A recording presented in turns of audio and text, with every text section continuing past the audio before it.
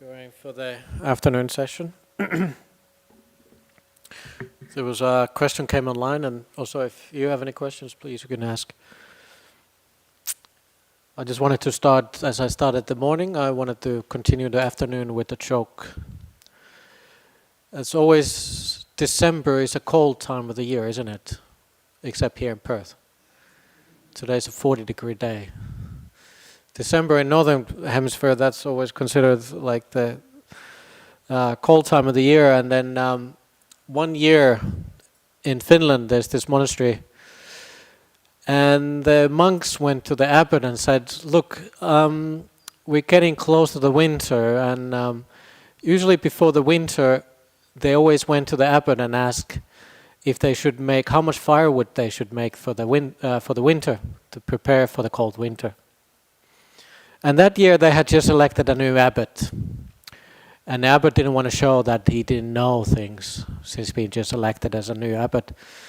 So he said, the monks went to talk to him and he said, look, every year we think about this, like how much should we prepare for the winter? How much firewood should we make this year? And the abbot didn't want to show his that he didn't know this answer for this. So he said, oh, look, I'm going to meditate on it today, and tomorrow I will let you know. So that night he secretly takes his mobile phone and he calls the Bureau of Meteorology, BOM as we call it here. He dials in the number and calls, I think they're in Melbourne there. Hello? Yes? This is so-and-so, I'm calling. And I just wanted to know, would the Bureau know what kind of winter is coming this year? And the Bureau said it's, I think it's like a medium winter. It's not very cold. I think the long-term forecast looks like it's going to be a medium winter coming, but it's going to be quite cold. So the next morning the abbot summons the monks together and said, okay, I meditated on this. Looks like it's going to be like a medium winter. Not very cold, but it's still winter, so you better gather some firewood. Just in case, maybe make some bit extra. So the monks spent some time, couple weeks, gathering the firewood together. And then they gather the firewood together and they go to abbot again and says, so you sure it's going to be medium, sort of? It's not going to be very cold this winter? And the abbot says, well, look, let me meditate on this one more night. It's better that we safe than sorry. Tomorrow I will let you know. So that evening again he calls the bureau and said, well, are you sure it's going to be like a not so cold winter? And the head meteorologist there in the bureau says, I think it's starting to look like it's going to be quite cold. Really? Yeah, I think all the signs are pointing that direction. Oh, okay, thank you. Thanks for letting me know. So he puts the phone down, and next morning he summons the monks together again. Yeah, it looks like it's going to be colder than the first initial insight came to me. So now the insights are pointing out that it's going to be quite cold.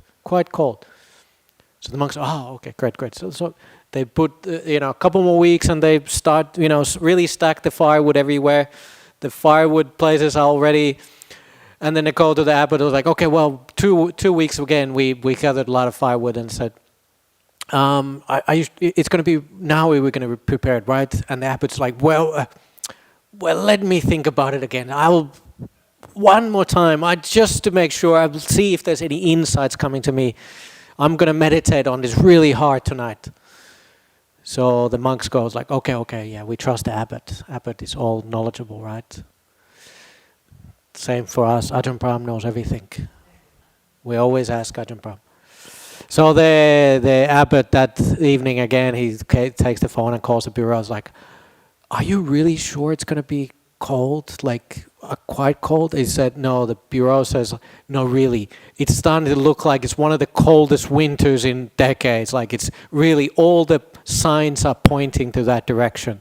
It's going to be really, really cold winter. So the abbot next morning, he said, look, monks, whatever you do, stop it. Just gather all the firewood you need to, we have. Even if you have to put it in your huts, take a half of your hut, put firewood there, walking path, even in your personal hut, make sure you have firewood there. It's going to be a cold, long winter. So the monks, I was like, okay, we do it. So they start working on it for a week, and then the abbot starts worrying. It's like, really? Is it going to be that cold? So after a week, they've been gathering at firewood. There's firewood coming everywhere. All the monks, like half of the monks' huts are taking for firewood. And he calls the bureau closely at one afternoon as like the while the monks are, chopping firewood and getting it ready. He said, how do you know it's going to be so cold? I've been calling you 3 times already, and you said it's going to be really, really cold. How do you know?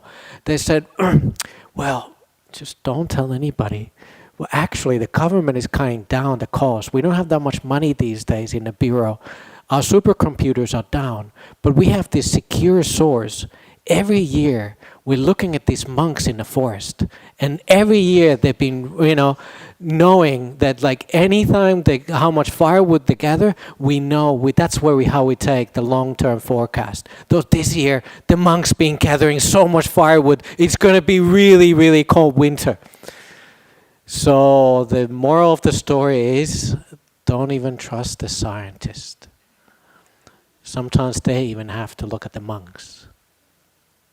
So that's the story of the cold winter time here in Perth. How much firewood we have to gather. Okay. So now for the question online. Dear Ajahn, caring is something personal. Life is impersonal. Why care for life instead of being indifferent, impersonal? Why should we care? Why can't we just be? Why do we have to worry about life? Why do we have to care if we all aiming as Buddhists? This is all going to end, right? At some point it will end. Why should we care? The point is that, for example, if we didn't have this idea of rebirth, then we wouldn't have to care. Buddhism is not nihilistic. It's not an idea of like, well, none of this matters. As Buddhism, we have this idea of karma, right? Does anybody here doesn't know the word karma? Karma. Karma is something like actions, deeds you do, and then you get the reward or result from that. Good or bad. Whatever you do, good or bad, that's what you get. And sure, in Buddhism, well, later on we come to this idea of non-self. In Buddhism, we don't believe there's self. There's not self. But really what it means that there's not like a personal core entity there. There is self right there. Every morning you wake up, you look at in the mirror, and that's you again. Even when you sleep, it's you sleeping. It's not somebody else looking at your dreams. Every time you see your dreams, they're your dreams. So in Buddhism, even though we say there's no self, but the idea of personal belonging with karma is with you. So why do we care? What's the point of caring if this Buddhism is close to being like this kind of nihilistic, that nothing really matters, it's all going to end? Why do we care? Well, just because it feels good. It's almost like the idea of like, why should you be good? Being nice feels nice. Being not being nice, it doesn't feel nice. It's like if you think about it this way, if you just say bad things to others, you blast at your husband, you tell off your wife, you slap your kids, does it feel nice? Do you feel proud of yourself? You kick the dog on the street and you think it doesn't matter. Well, it does matter, at least for the dog. We have to care because we own those things. We own the actions we have.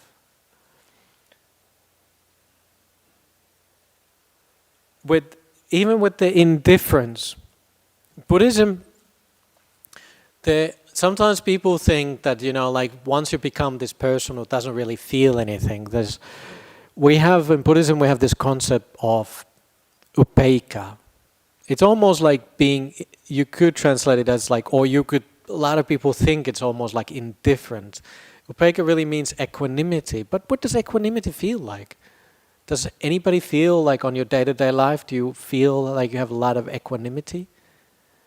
Equanimity is this kind of like, it's hard feeling to really feel like Phillies feels like, and that's why Ajahn Brahm likes to translate it as contentment. And contentment is the feeling, which is actually one of the higher happinesses in Buddhism. Contentment is the feeling when you come for your Christmas break from school, and it's the last day of school. You just left school. You're walking away from school, you're 6 or 7 years old, and you have all the work is done. Now you have a Christmas break, and here it's a summer break ahead of you. And when you're 6 or 7 years old, the summer breaks feels really long. There's nothing to do, nowhere to go. It's just a long break ahead of you. You're just content. Imagine that feeling when you have a little backpack, you're walking away from school. There's no more homework tomorrow. How free that feels. So that is that kind of feeling of contentment. And actually, in Buddhism, when we talk about this kind of thing where the self is disappearing slowly, what you're leaving behind are these kind of ideas of strong ownership, like you're attaching yourself into something, because that attachment equals suffering. So you cannot have this kind of feeling of indifference, for example, if it's your own suffering. As if you can say, I'm sick, I'm all right with it. Somebody, you go to a doctor and the doctor says, look, I have bad news. You have really incurable heart disease, you have cancer. Would you say, like, I'm indifferent with it? No, you cannot. Obviously, as a practice in Buddhist, if you've been practicing, you just sort of have this kind of like, you have more upekkha with it, then it's measured whether you have upekkha, whether you have equanimity with it, whether you can be okay with it. I can still be content, okay, have equanimity. Even if my body is sick, it doesn't mean my mind has to be sick. We're not indifferent. We don't become this kind of not feeling at all person once we become Buddhist. If anything, if your practice is going well, you know that you care. And for me, it almost feels like how I see it is that because I can see the suffering in me, inside of myself, because I meditate, I look what's happening inside of myself, I know how much suffering there is. I care more, right? If you're a person who have experienced a lot of suffering in your life, do you become a person who doesn't care? No, it's the opposite. You become more caring. And that's what happens even for us as Buddhists. When you practice mindfulness, you meditate, you start seeing like this is how my mind works, and the understanding comes to you. Everybody's mind is like that. Everybody have these insecurities. Everybody has these kind of sufferings. Every human being is the same, even animals. And from there, naturally what arises is compassion, not indifference. It cannot happen. And we can understand it for ourselves. Because I see the suffering inside of me, I know others are suffering the same.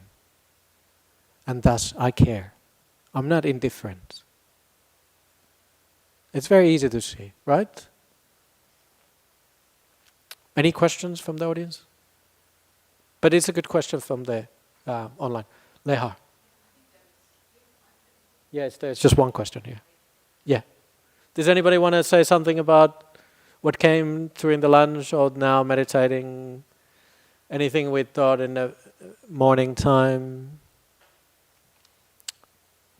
Nothing. Okay, good. Well, we can continue. If something comes up, I'll try to keep it short again. Like I said, we continue, go slowly with the word of the Buddha. And anytime you want to go, please do so. But we have a surprise coming. I already saw a glimpse of the Santa Claus somewhere there, but now it's disappeared again. I don't know where they went. Maybe it's too hot, so they had to take the jacket off. Maybe Santa Claus is here with us. Have you been good? Good boys and girls? Okay, and let's see if we can go back forward rather. Okay, so we continue for the first noble truth. We ended up here. So you cannot just have wanting. You cannot want yourself out of this cycle of rebirth. It doesn't work that way. Does anybody know how to get out of samsara instead of just wanting? Well, you follow the Eightfold Path. It has to be a lived path, lived experience. And it is experienced because you yourself, you experience the deepest states of stillness. By the way, if anybody's here first time, and there is booklets there and to be taken next to the doors, and you also this Word of the Buddha you can get from our website, free download. Okay, and then we're going to talk about a little bit of 5 components of existence, the khandhas. Again, you can see the D and 22 means it's from the long discourses to Sutta number 22. And what is meant by about the khandhas? In brief, the 5 grasping aggregates are suffering. There are as follows: the body, rupa, experience, vedana, perception, sanya, the will and other mental formations, sankharas, and the consciousnesses, vijnana. These are the 5 components of existence that are suffering. Okay, so what does this, why do we have these fancy words like khandhas, or even words like, why is it translated as 5 components of existence? Later on it will come here that all of these 5 components of existence are what makes you as you. And this is how the Buddha, or this is what the Buddha saw. It's not that he just explained it this way, but this is what he saw, that as a human, this is what we are made out of. All of these things make you as you. And for example, if we talk about sankhara quite often, it means really, in Buddhist terms, it means choosing or will. And what it means then, that when we talk about sankharas, we talk about will in easy terms. And in Buddhism, because there is no self, you cannot say that there is will, free will, for example. In Buddhism, it cannot exist. The questions, we'll take the questions afterwards. So I talk and then we meditate and then we have questions. Thanks. And because we started as the suffering part, and this is what is called the noble truth of suffering. So all of these 5 components of existence, what makes you, these are suffering. So the suffering is because of you. And that's why I say all the time when I talk about when you disappear slowly, that strong sense of self disappears, if you could call it ego, whatever, the dissolution of that ego, so to speak, that's why the suffering starts to disappear. It's slowly, you don't attach so much yourself into these things.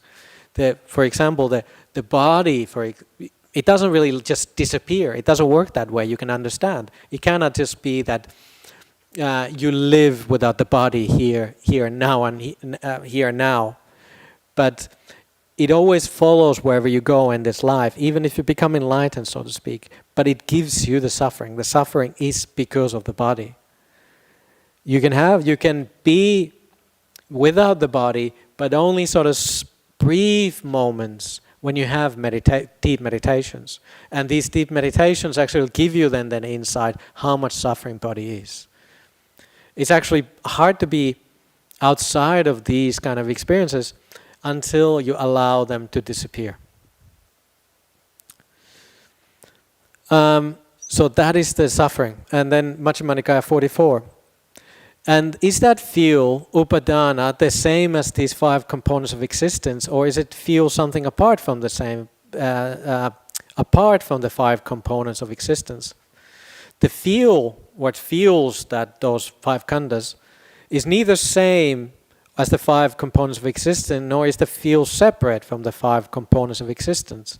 It is the desire and wanting that is part of these five components of existence that is the field that sustains them.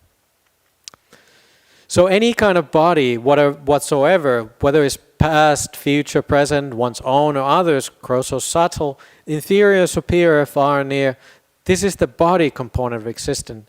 All bodies should be seen as they really are with the correct wisdom thus. This is not mine. This I am not. This is not permanent essence. Atta. Let's say the next page. Did we come to the... Are we on the same page? There we go. And continue with the khandas. Any kind of experience whatsoever, whether it's past, future, present, one's own, others, gross, subtle, inferior, superior, far, near. This is the experience component of existence. All experiences should be seen as they really are with the correct wisdom. Thus, this is not mine, this is I am not, this I am not, this is not a permanent essence. And same with all the other components of existence. And then again, we talked about this in the morning a lot of time, but just for the so whoever came now, why is there so much repetition here? It's because of all of these suttas that were passed down by the word of mouth. They were sort of they had to be memorized by heart. So all of these things which is translated here comes directly from the language what the Buddha was speaking, Pali. And all of these things are quite true translations of how the Pali was passed down, generations before it was written down. So there is a lot of aids to memory. There's a lot of the ways what the Buddha was just saying, repetition, and how the Buddha was trying to fill the hole so there wouldn't be any gaps that somebody says, aha, but you could argue that there is actually self somewhere there. You could say maybe the Buddha talks about the rupa, for example, the body, but maybe he didn't mean a subtle form of mind-made body is not suffering. Maybe there is somewhere self there. And same with the consciousness. Maybe we could say that there is somehow a soul somewhere there. And that, if we go back to the previous page, if I can manage to get it there. Did I get it to the previous page? No. Is this now the previous page? Okay, here we go. There is the idea is there at the end, if you look. This is not mine, this is I am not, this is not a permanent essence, atta. The Pali word is there, the atta. And then in Pali we say non-self is anatta. And then we have the famous sutta which we chant quite often, especially during the 3 months range retreats, Anatta Lakkhana Sutta, the characteristics of non-self. So in Buddhism, we cannot, again, why it's strange language there. Why is it translated, this is not mine, this I am not, this is not a permanent essence. Again, as a translator, you struggle to find the exact ways of translating things. But the Buddha, when he spoke, he used very precise language. And again, as a translator, they are trying to come to as close as possible to this, that they convey the idea correctly, keeping the way the Buddha spoke, and also to try to speak us here now as an English speakers. So what it says there, that is, you cannot find permanent essence anywhere. You just sort of, you can't just say, well, there is no self. Well, we all see that we all know that I'm here. But the idea is there is the permanent essence. In Buddhism, we have this idea of anicca, dukkha, anatta. So everything is impermanent. Nicca is permanent, anicca means impermanent. There's no like permanent essence anywhere. And because of everything is changing, there is no permanent essence, there cannot be self. And also because everything is changing all the time, there is not this kind of something you can hold on, that this is permanent, this I can rely on. Because of that, everything has to be suffering. I go a little bit longer and then we're going to have a first meditation again. Then the Buddha explains what are these 5 components of existence. Gives sorry, I'm going back and forth. So what are these really, what are the 5 components of existence? By the way, important part which we come to later, here Ajahn Brahm has translated consciousnesses. All consciousnesses should be seen as they really are with correct wisdom. This is not mine, this is I am not, this is not a permanent essence. We'll come to that later. Hold on to that idea. Why don't we just say, it's not proper English perhaps to say consciousnesses, but why Ajahn Brahm has decided to translate it as plural instead of one consciousness. Is there many yous, as we say in Australia? How are yous in plural? Are there many yous? Maybe there is. Okay, so what is body? And what is this body component of existence? What is body? It is the 4 great elements and the physical qualities derived from the 4 great elements. And what are the 4 great elements? They are earth, water, fire, and air element. That's your body. Do we have to believe that everything is earth, water, fire, and air? Well, it is just a way of classifying at the time of the Buddha. Again, these teachings were spoken at the time of the 2,500 years ago, and this is how the people, this is the language of the people. These days we could classify it differently. I mean, sure, it's easy to see the water and air, for example, in your body, but the earth and fire, well, the heat and solid element, it just means that this is how they classify things. The whole universe, basically, through these 4 great elements. So this is what the Buddha was teaching. These days we would say, you are made out of muscles, muscle fibers, sinews, brain synapses, all these things. It's just that was just the way they talked about everything. Everything was made out of these 4 elements. So don't get caught up too much on that. But you can. There's actually interesting meditation where the Buddha says you can look anything even in your body. When you look at this, like let's say you have water in your body, or you look at your body and say like, oh, this is who I am. But if you look and you take a water element and drink some water, is this water me? Well, obviously not. It's a beautiful Italian sparkling water. It goes through my mouth into my stomach. Is it me now? Well, you're not getting back. It's still not mine, perhaps. It's in the stomach. Well, then, if it gets absorbed through the stomach lining, it goes and absorbs in different parts of the body. Is it then me? Where do you say that water, which was first the Italian sparkling water, and then it goes inside of me, and at which point it becomes me? So in that sense, you can look at all these different things. It's almost like contemplating your body. What is this body? Who am I? Is it really point of worrying so much about this body to say this is mine, this belongs to me? If somebody takes that water, some of the water away from you, or you take a water away, you leave it into our toilet, you don't leave some of your body there, you're not too worried about it. But the same way, you can just sort of like look through this body through different lenses.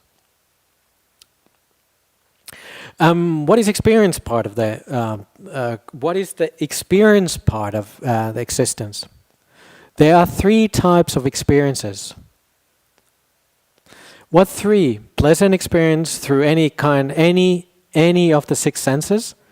unpleasant experience through any kind of six senses, neither unpleasant nor pleasant experience, neutral pleasant experience through any kinds of six senses. These are the three types of existence. And the six senses there, it's the five senses of the body, the sixth sense of your mind. So anything you experience through your body or mind, it's always the mind categorizes that either suffering, non-suffering, i.e. pleasant, or it's sort of between where you don't really know what it is.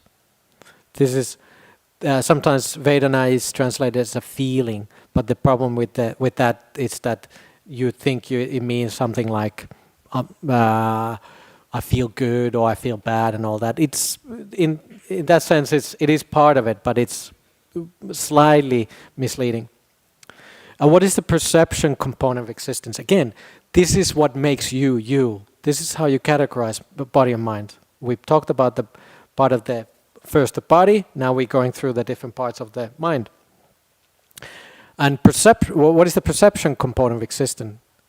What is perception? There are six kinds of perception. Perception of sight, sound, smell, taste, touches, and perception of mental objects. So it doesn't just mean that you see, but it's just through all the five senses again, and you perceive your mental objects. The will and other mental formations component of existence. And what is the will? There are six kinds of volition. Regarding sights, regarding sounds, regarding smells, regarding taste, regarding touches, regarding mental objects. So it's almost like you whatever comes through your body, you can choose that. This is that where the will, the volition, the choosing part of your mind and body. We're always trying to choose to go towards happinesses and pleasant experiences, but we fail. And the consciousnesses part of existence. So this is why we cannot say we have a soul. And what are consciousnesses? There are six kinds of consciousnesses. Sight consciousness, hearing consciousness, smell consciousness, taste consciousness, body consciousness, and mind consciousness. So that's why we cannot just say there's one consciousness. Depending on what supports the consciousness, that's what this consciousness is called. So you can understand it this way. Consciousness itself is nothing. It cannot support itself. Otherwise you could say there is a soul. If consciousness by itself would be something, it would be permanent, it would be everlasting, it would be self-supporting, then you could say there is soul. But consciousness is just what supports it. Whatever consciousness is at that present moment, that's who you are. Sort of like if you're like, this is who I am. I smell something. For that one moment, for a while, you were that smelling person. Consciousness, you have to think about it, it's like a screen on the computer. Whatever comes to the screen here, you see it, I see my screen here, and that is the consciousness. It holds up something, it shows it for a while. That's what the consciousness is. It shows the text, it shows the pain, it shows your will. By itself, consciousness is nothing. That's how you have to understand consciousness. Otherwise, you could say it's soul. But in Buddhism, you cannot call it soul because it's not you. This consciousness doesn't belong to you. It changes all the time. It's unreliable. You cannot say this is who I am. In that sense, continuing there from the Majjhima Nikaya and 28, in the sense of knowing, if the sense of know is intact, but no mind objects, dhammas, come to its range, then there is no manifestation of mind consciousness. If the sense of knowing is intact, mind object come to its range, but there is no consciousness engagement, then there's no manifestation of mind consciousness. But when the sense of knowing is intact, mind objects come to its range and there is conscious engagement, then mind consciousness manifests. Sounds difficult to understand, right? But what the Buddha is saying here, that there's many things which exist, which we don't just register. That's the first point. So your mind is there, it's ready to take the info, but you cannot be knowing. For example, you don't see what's behind you, so it doesn't come to its range. There's a lot of things happening even in your body. Your body is trying to tell you, this is what's happening, and you ignore it. That's part of the second part of it, is that there's no conscious engagement. It's that something is almost good, you could see it, but it's sort of like you don't engage with it. Husbands tell me all the time, the wife are talking all the time at home, but there is no conscious engagement, therefore they don't hear their wife. And therefore there is no manifestation of mind consciousness of hearing your wife. But it's, in that sense, so look, it's the same thing. Like there's many kind of subtle things could be coming from your body, for example, but you don't really engage with it. Therefore, it doesn't exist. You might see something, but it's not, the mind doesn't engage with it. It doesn't exist. But then when the sense of knowing is intact, the mind is ready to be taken, it means you're alive, basically. You are, and the mind is ready to be taking the contact. Then the mind object comes to its range, and then you engage, the mind engages with it. Then the mind comes to be. Again, the screen is there, something comes off from whether it's five senses, your body, or your mind. It supports you engage with it, and it supports the mind consciousness, there's engagement. Then that mind comes to be. That's where you are in all of those moments. There's nothing outside of that. And therefore, there is no like permanent essence. You cannot say, this is who I am permanently. Okay. Now we're going to have a 10-minute break again, and then we're going into the questions again. If you want to talk, please go outside, but meditate in the hall, please.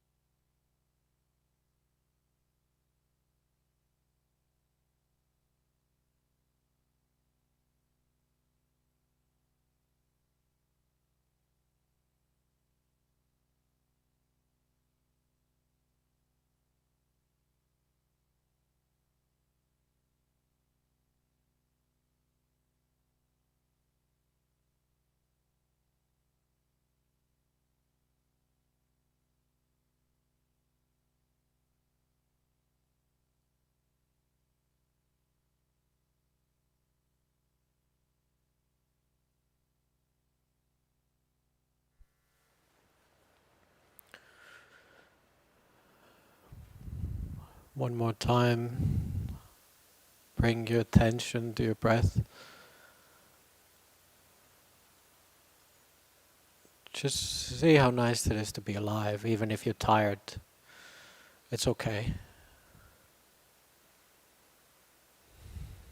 Just observe the nice movement in your body.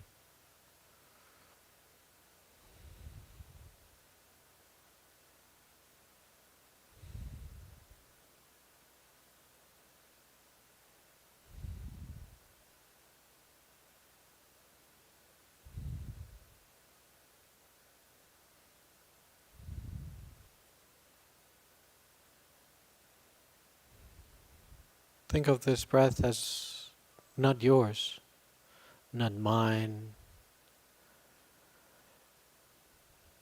It's not going to be always there.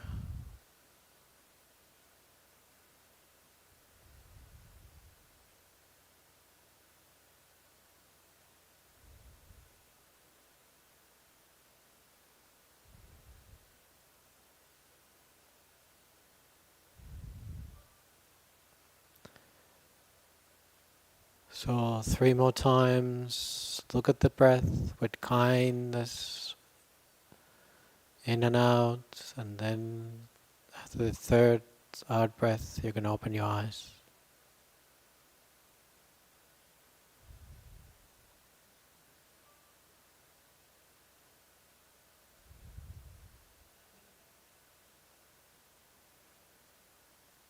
And that's the end of the meditation. Very good. So if there's any questions, anybody who's sleeping, please continue sleeping. It's a difficult time of the day, always afternoon, so I hope you can keep sleeping. John, there's a question online. Yeah, there's questions online, but I'll take it from the audience if anybody. But yes. Regarding the free will, I heard the idea before that there is no such a thing as a free will, but then the question would be, how would that fit with Atam Mayata, that whatever it is, there is also something else? So the idea that there is no such thing as free will, it's a bit of a fundamental proposition. So if there is not such a thing as a free will, how do we compare it, or how do we analyze it in relation with karma? Right. Buddha says that karma is intention. I tell you, monks, karma is intention. So if you don't have intention, how can you have karma? So yes, I agree with 100% that the free will is also that you have 100% free will is not correct. It's you are conditioned, but you have intent. And based on this is what Buddha has discovered during his awakening night. He discovered that people are reborn according to their intention, according to their karma. Yeah. So how do we sort of square these things that there is no free will yet there is karma? Like if there is no free will, like surely you're not doing anything willfully. Well, therefore you wouldn't make any karma. That's how you would think. Yeah. Okay. So how many here think you have free will?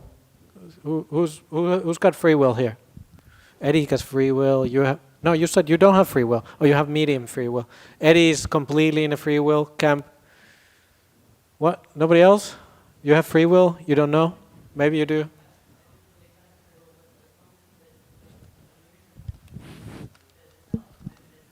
As long as there's illusion, there's self. That's part of the thing. Well, it seems to be a very, very good audience. Well, a lot of Buddhists here don't believe in free will, but it's sort of like, it's a bit of a moot point, so to speak. Yeah, until you go past something, i.e. free will, free will or self, so to speak, it belongs to you.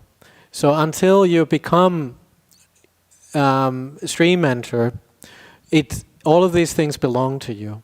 Until then, the illusion is there. It does belong to you. You cannot, as if you could say, I could do action, but again, I don't feel any of the consequences. You do feel it, right? When you do something, if you do something kind, really caring, you feel good about it. If you do the opposite, you feel bad about it. You cannot not think about it. It's automatic. That's the simplest way of looking at it, at least in my opinion. We can go all philosophical about this, but because you see that the will belongs to you, intellectually you understand that there is no free will. How can there be free will? If you could freely choose, you could say, well, I'm going to choose to cease to exist. I could, not even that, I could choose to go into deep meditation. Why don't you choose that? Because it's not available for you. The easiest way to look at it is this. It's the idea of whatever is available for you, that you can choose. So that's why we condition our mind, for example. We're allowing the mind to slowly, when meditation, for example, is like the deep meditations are not available for you until that willing part starts disappearing. So what happens is, really to get into the deep meditations, the deepest meaning jhanas, that choosing, that controlling has to disappear. Will is really the controlling factor. I mean, like almost like a synonym for it.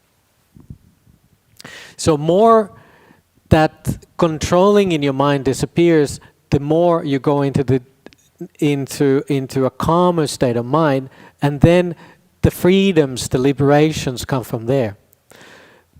Again, a bit esoteric way of maybe that's difficult to understand, but it's you can say that I got this from Ajahn Brahmali, and it's the easy way of looking at it is just like if you have in a dining room table, you have apple and you have orange, you can choose between those two. So there is like a choosing. There is choosing there. Will is the same as choosing. That's why Chaitanya, Banda Suchata, for example, translated as choosing. You choose something. We're all the time choosing something. Ajahn Brahm sometimes said, yeah, it's the controlling.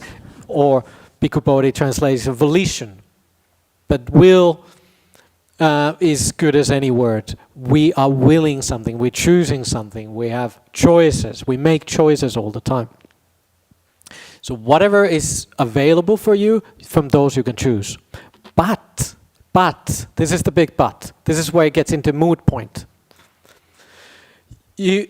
All of that is conditioned.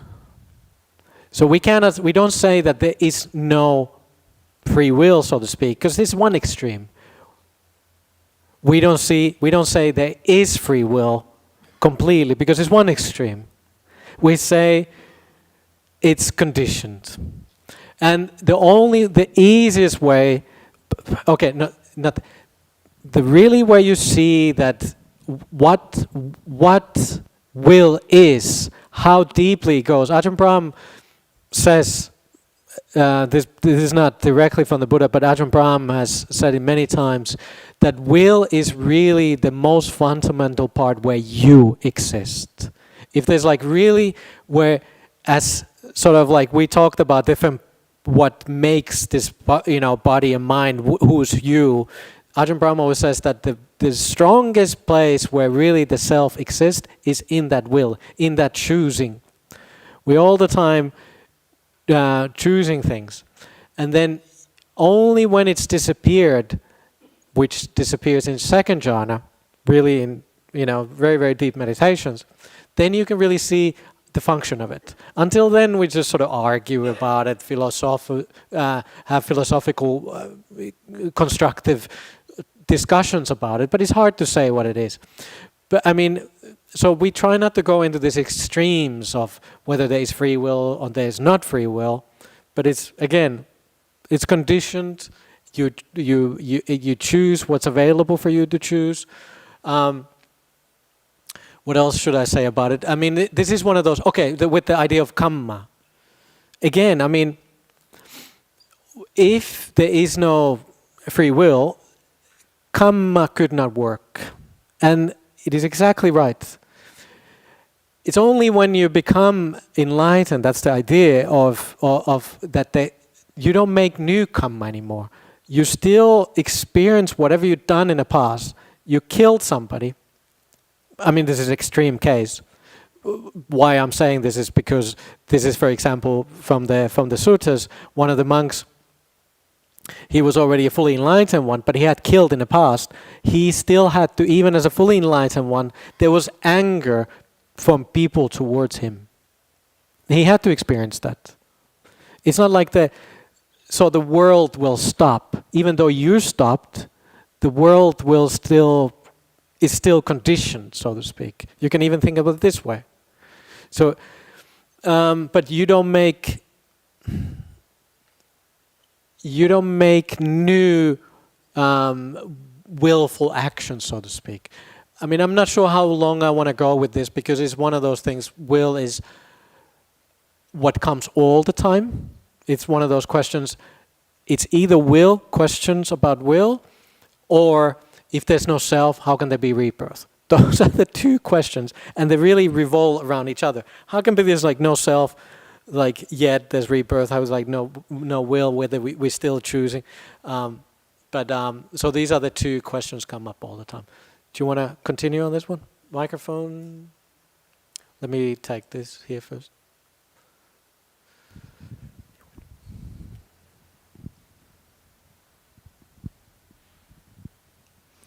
I just wanted to ask where the subconscious fits in to this, because there's plenty of times in my life I've had feelings kind of bubbling up that I hadn't fully acknowledged. Yeah. And I'm just wondering how that kind of fits into this. If that's it's interesting with the subconsciousness. Sometimes for a while I thought, well, if you don't see something, for me it felt like it doesn't exist. As if there would be like this kind of subconscious, if you would think it's like, well, it's below consciousnesses. It's like it wouldn't register. But I mean, at least in my mind, consciousness engagement has to be there. So could it be that there is something below your consciousness awareness and it exists independently? It's difficult for me, it was a long time difficult for me to square that up, because it doesn't seem to congeal with the Buddhist idea that there's only self only comes there if there's conscious engagement. How can there be subconscious something? I don't understand that. But it seems to be that it's just sort of like that we had different levels of consciousness. So even if there still has to be engagement. So we cannot say that that kind of subconsciousness doesn't really register. It does, but it doesn't leave that imprint. These days, this is how I think about it.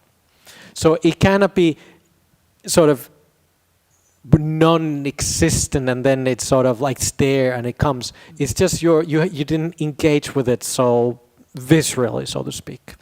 Yeah, because my understanding at least is I think it's a bit of a issue of definitions, because if we take consciousness to be someone's experiences at that deeper level, because we can point to times where people have these feelings bubbling underneath and they can then look back and be like, oh, I was holding those kinds of feelings. Exactly. The interesting thing is I hope I'm now speaking over you, but the interesting thing is, as a meditator, then you start recognizing it's been coming there all the time. It's almost like it's bubbling up, like you use that word, bubbling up.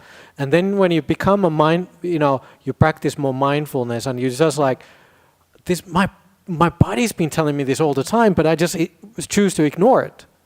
So it was there all the time. And it's sort of like mind is telling you, there's all these things like, this is not right, but you're overriding it.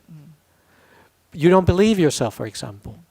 And so it's subconscious in that sense that you could actively override it. It wants to come up, but it is there. So subconsciousness, yes, I do acknowledge that it exists, but it cannot be sort of in this kind of like beyond you, or like it's just coming from nowhere. It is you as you are you, but you just either choose to ignore it, or it's just such a subtle signal that you just didn't pay attention to it. It is there, but it's almost this kind of like, I'm not really paying attention, therefore it's, yeah. Yeah, no, that sounds great. I think it's just an issue of borrowing terms that are very intertwined with psychology, because it really sounds like what you're saying there is just like, there's like a broader consciousness, but then there's like basically what we're not focused on at the time, or it's something that's like beneath our present awareness. Yeah, so, it's almost this kind of thing. It's like you, perhaps there could be things you hear somewhere and then you just didn't pay attention, but then you heard it again and then it just sort of clicked, or yeah. Sometimes people ask about manifestation, or that's the same thing. You think about manifesting coffee and then it comes. Sometimes there's like a subtle cues. Honestly, there's all kinds of things which is like, universe is more complicated than we give it credit. And then as a meditator, and you start sort of picking up this, subtle cues even in the world. Like people say that, like they start seeing that there's like, this person has been hurting me long time, but I didn't even notice that, or whatever, all kind of things. Yeah. Prem, you take the microphone behind you, please. Thank you. Previously you were talking about an arahant who has done a lot of crime, and become an arhat, and then people hurting him. Now those people who threw sand in his bowl and did all sorts of nasty things to Arhat Angulimala, I'm talking about Angulimala. Oh, okay, yes, like Angulimala, yeah. Yeah, so he remained in the same village or same area, yeah. And of course there were people who suffered under his terrorizing act, and it's kind of obvious that they will feel punish him. Yeah. So, but in doing so, they created a lot of bad karma for themselves. Isn't it? Hurting an arahant. It's really, really bad karma. So, I wonder why the Buddha left him in that area or taken him away. It would have been smarter for him. So, like Mahamoggallana tried to do that. Remember? When he was hang on, was it he? Yeah, he killed his parents. But he was trying to disappear from the killers who was going to kill him. But that was in a previous life, right? No, he got killed in this life because he had killed his parent previously. Oh, yeah. Not in this life, no. Yeah. But then he just realized he couldn't escape it. No. But maybe it was a little bit the same for that he just thought that fair is fair, that there's like, I cannot escape this. Yeah, it's I don't fair know. that Arhat Angulimala suffered, or he had to suffer. That's true. But I'm talking about the people who had something. Yeah, but that's the thing. I'm just thinking. I'm sort of like correlating with the story of Mahamoggallana, where he just sort of like he just realized he tried to get away from that, but then from those people too, because he knew they would have committed a lot of bad karma by killing an arhat. Yeah. But he just sort of like, well, I cannot do it. It's almost like they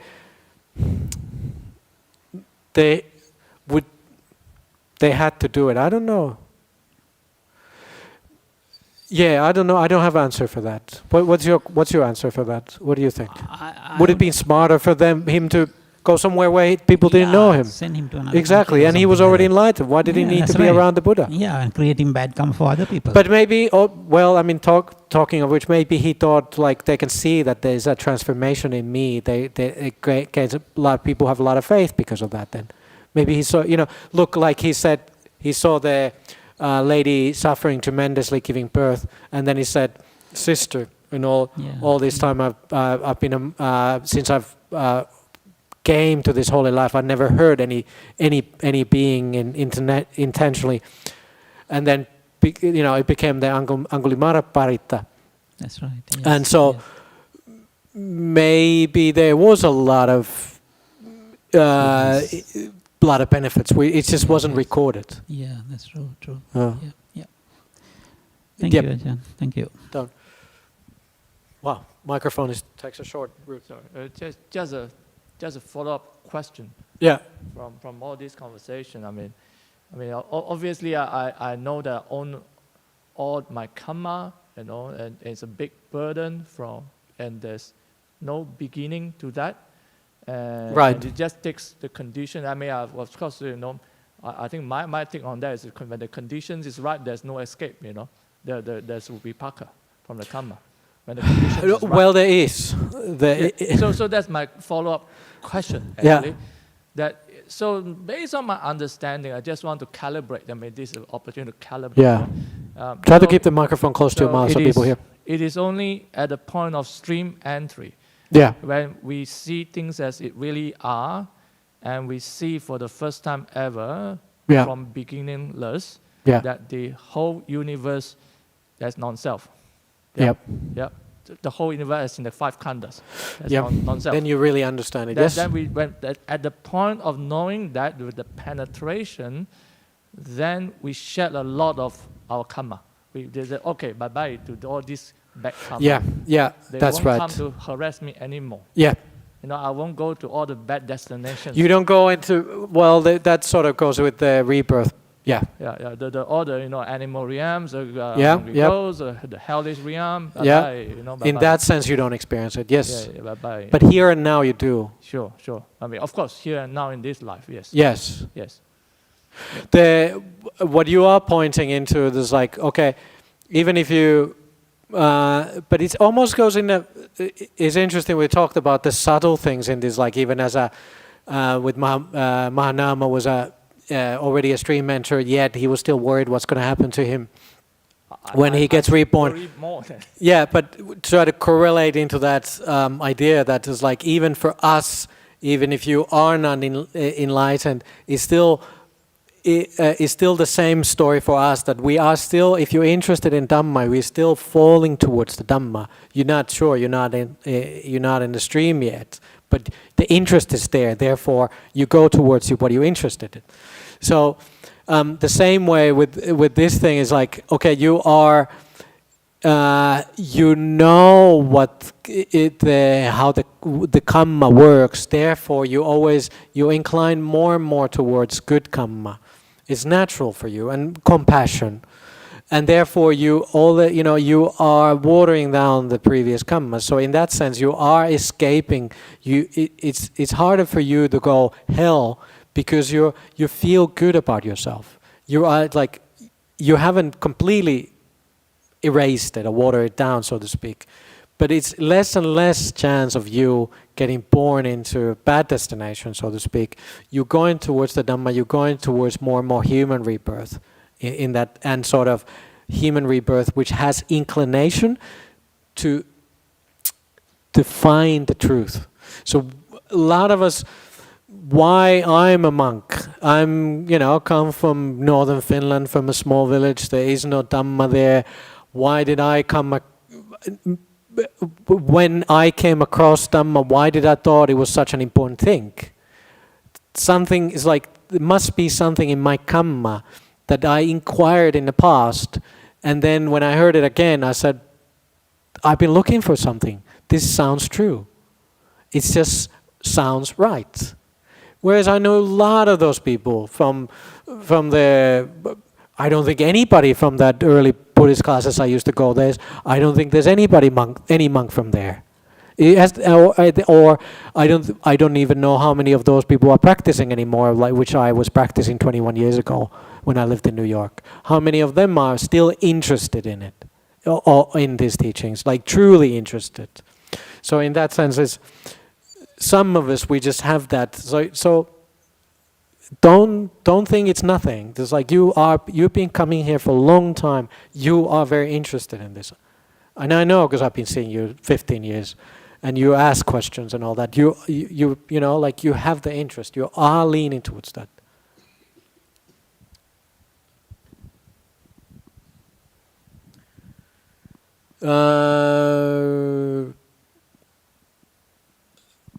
questions from online. Dear Ajahn, can compassion stand on the way of your practice? Compassion can make your want help neglecting your meditation or learning Dhamma. How would a wise person balance that kind of compassion?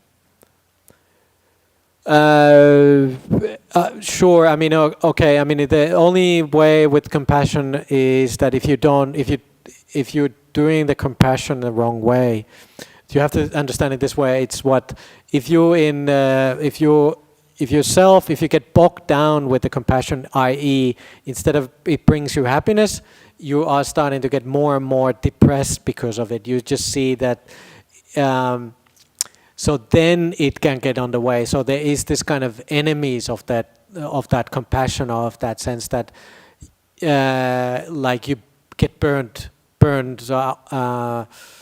There's that kind of like, it doesn't bring you happiness anymore. So that's why you see that balance. Wise person would see the balance, that it's dragging you down, your compassionate actions, instead of bringing you up, instead of like you thinking that it lifts your mind. It does the opposite. That's the wisdom part should come up.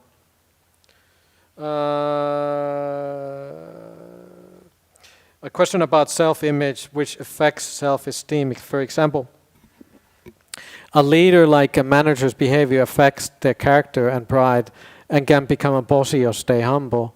Or a teacher who maintains a gap between teacher and a student, or entry-level job like dishwasher, which affects self-esteem.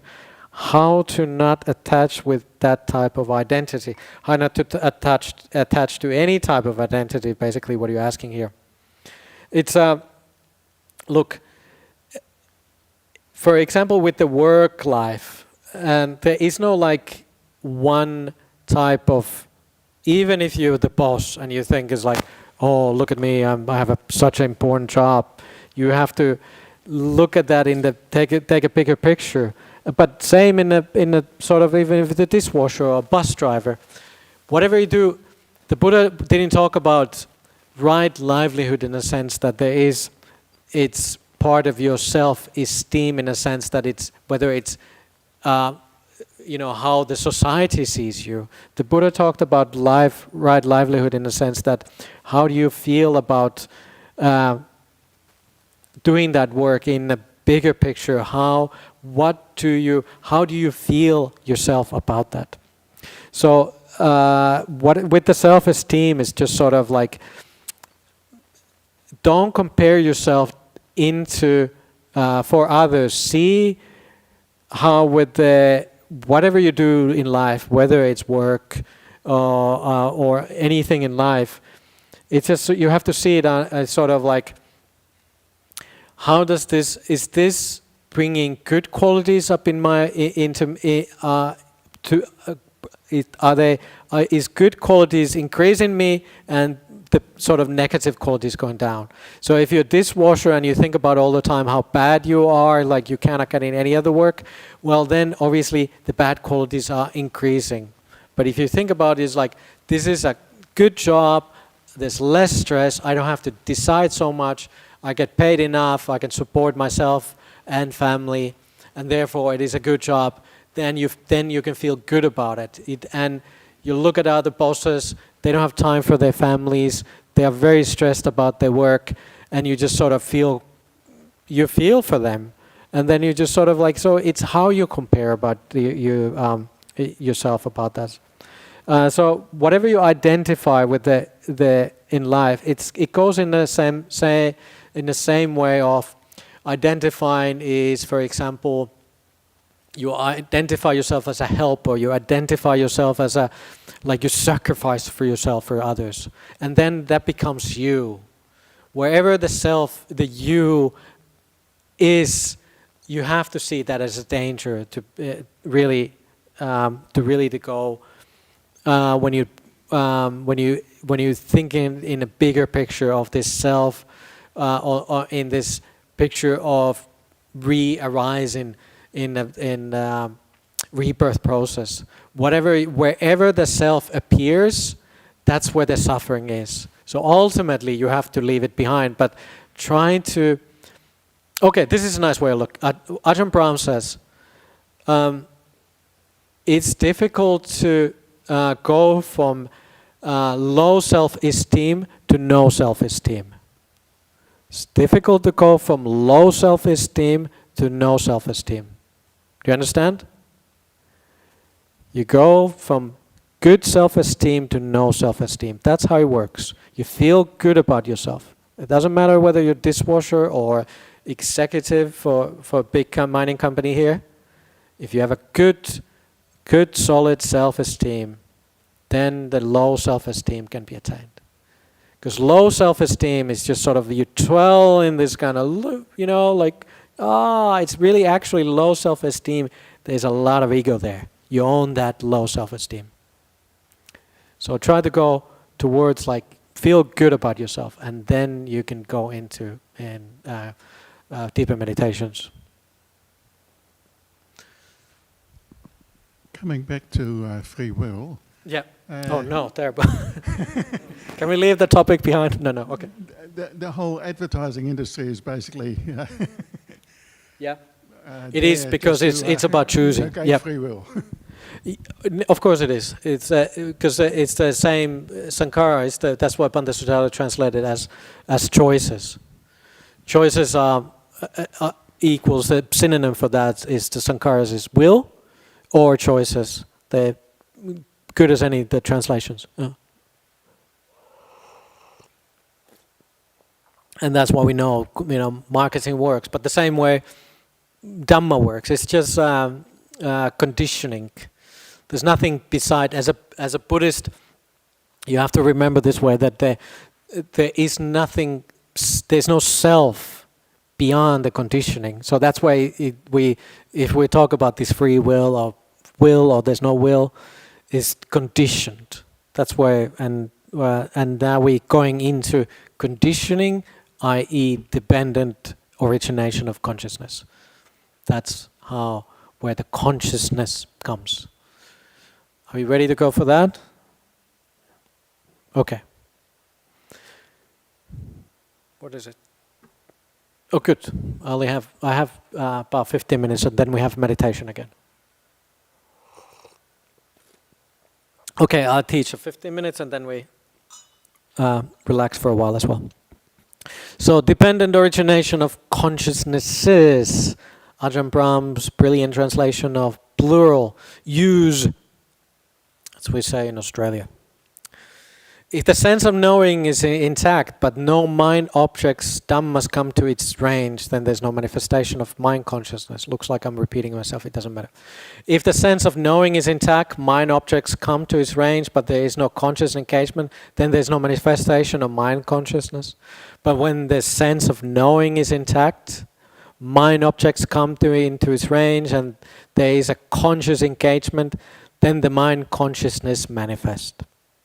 And so with the other five senses and the origination, each of their own type of consciousness. Consciousnesses are reckoned by the particular condition depend upon which they arise. When consciousness arises depend on sights and visual objects, they are reckoned as a sight consciousness. When a consciousnness arises depend on hearing and sounds, they are reckoned as a hearing consciousness. When smells and odors, they are reckoned as smell consciousness. When they arise on flavors, they are reckoned as a taste consciousness. When there's that, hang on, where are we? Sorry. Okay, it's just because this is actually how it looks. Mind conscious, taste consciousness are dependent. When consciousness depends on touches and tangibles, they are reckoned as touch consciousness. When consciousness arises depend on the mind and mind objects, they are reckoned as a mind consciousness.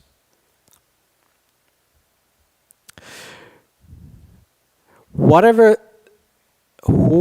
there is of form, rupa, this belongs to the form component of existence. Hang on. Am I on the next page?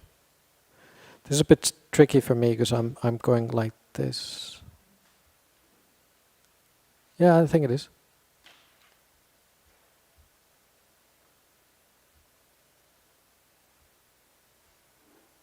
Can't be. Maybe it is.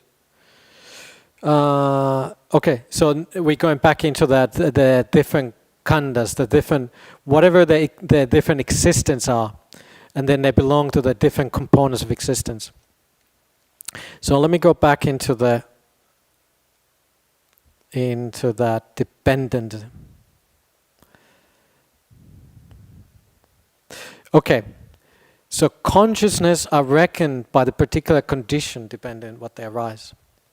So we have the five senses with the body, and the mind is the sixth. So whatever, like I said, whatever it has to have, we have to have, with the seeing, for example. So we have to have the sides, the objects, and then they have that, the mind has to have the mind engagement has to be, the engagement has to be there. Then you call it side consciousness. So whatever supports the consciousness at that moment, this is what the name of the consciousness is.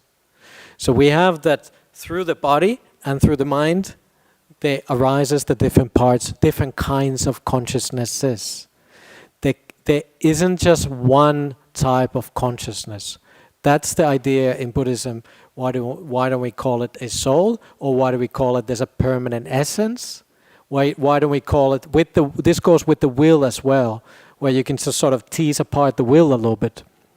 With the volition, with the sankharas, with choosing, you don't just like the choosing arises, it comes about in one type. It supports the consciousness for a while. There is a will, like you see something and you choose to see it as dukkha, as suffering, for example.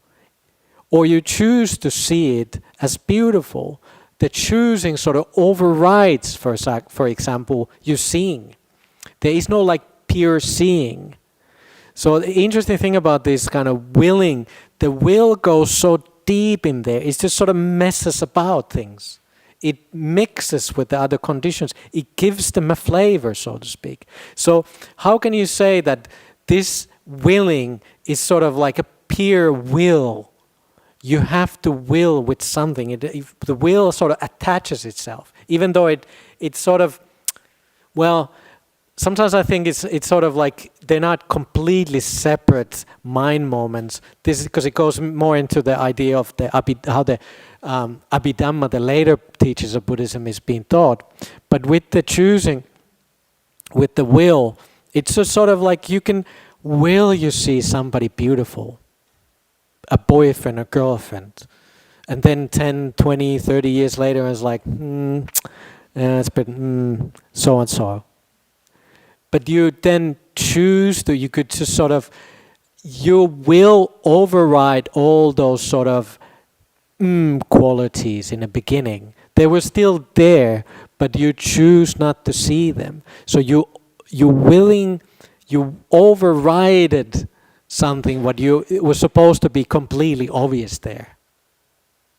So how can you say that there's like the will is pure will there?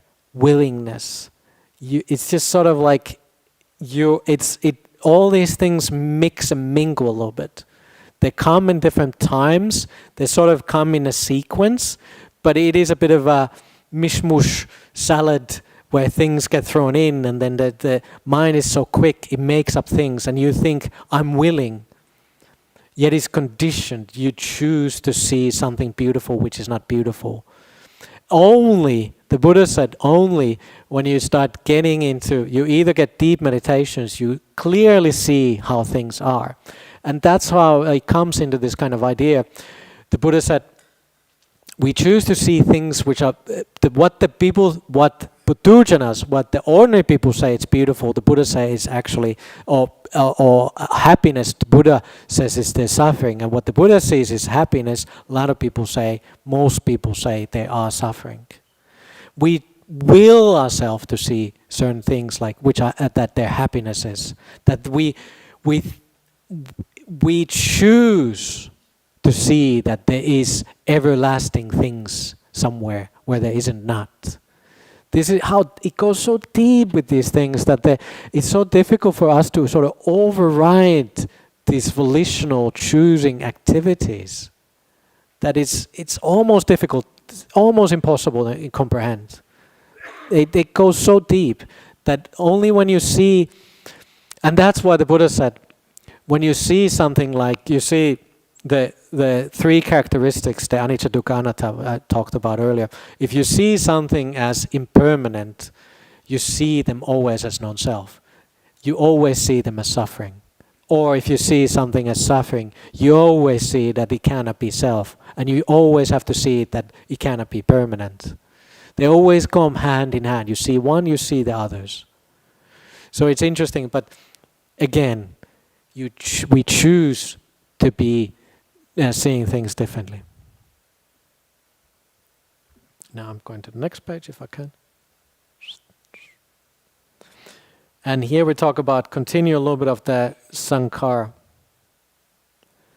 The Buddha talks about 6 kinds of wills involved with the objects of the 6 senses. So your will, again, we talk about free will.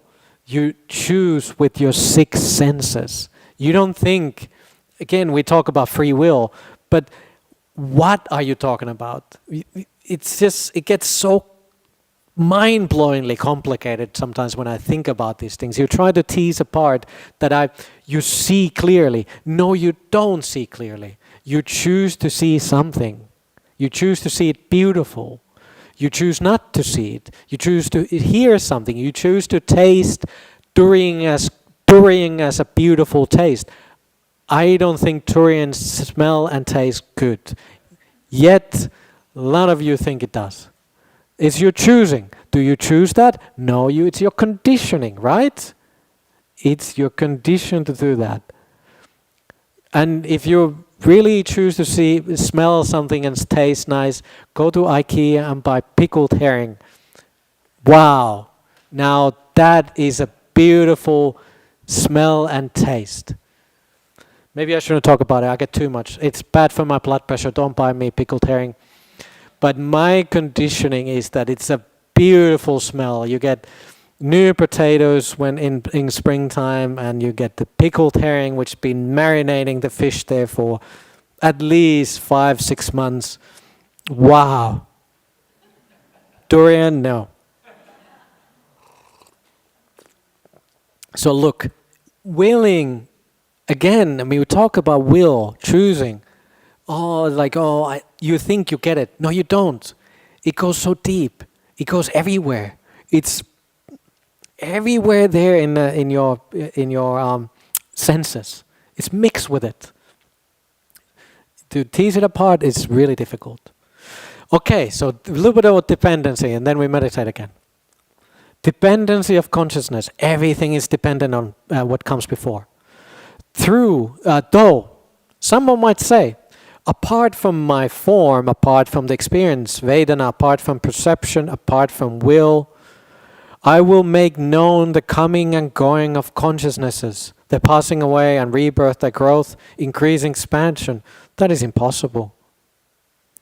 So you cannot say that apart from all of these things that there would be something there. What are we talking about? What do people think that, what could be apart from this? All of these things. What would you call it? Soul. Just using a word what ordinary people would use.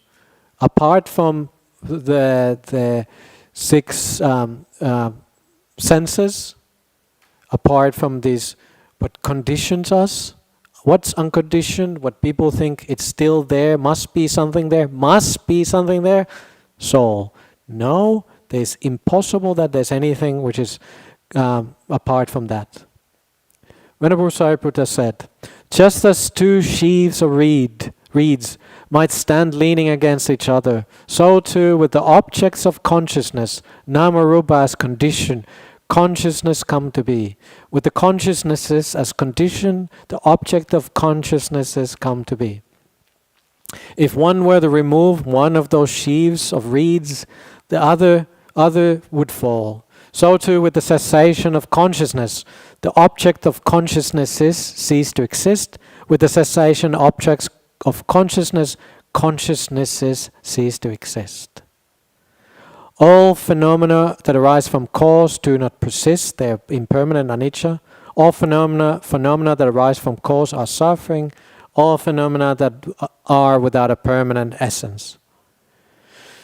So that's a nice simile from Venerable Sariputta, is that, that's how they used to make sheds or roofs, the sheaves. They put two sheaves together or reeds standing against each other. So that's whatever supports the consciousness, that's what you call it. There's nothing beside that. So you see something, there's a sight, floor, windows, anything. Light bounces, comes to your eyes, there is a conscious engagement to it, it supports your mind. That's your consciousness. For that moment, that is you. It's mixed perhaps. A little bit there's like a mixing of you, the willing and all that, and it's that willing and you're seeing and you perceive it differently because of that. But beside that, there's nothing outside of that which is you. That is you as you are you. So you exist, but apart from that, no. And then that disappears, and then you think of something, you thought what you saw, and then that again the will comes, you perceive it differently perhaps, or you experience it. You have this kind of, whether it's suffering, maybe you was like, oh, I thought like what I saw, it's suffering. Again, another mind moment supports that reed, and then you are you there. That's you. Nothing except that is you. There's nothing behind that. That disappears. And then when you say that all of those disappear, where is you? When you die, what supports that consciousness? That is where it gets complicated with the rebirth process, which people don't understand. But the conditionality continues even after death. It is you as you are now you. When you die, so to speak, the body dies. But the mind exists because it's still supported by the other. For example, the Vedana, the perception, the will. Those things has to be supported. Something supports them. So there must be some kind of conscious engagement there. The body, the rupa part here, which we talk about, the body, disappears, so to speak. It goes into water. You don't take the water with you the next life. You don't take the bones with you, the solid parts. You don't take the heat from indigestion with you. No, of course not. We understand that. But the mind is supported by something. Consciousness, so to speak. Anyways. Okay. Time for a little meditation again. 10-minute break.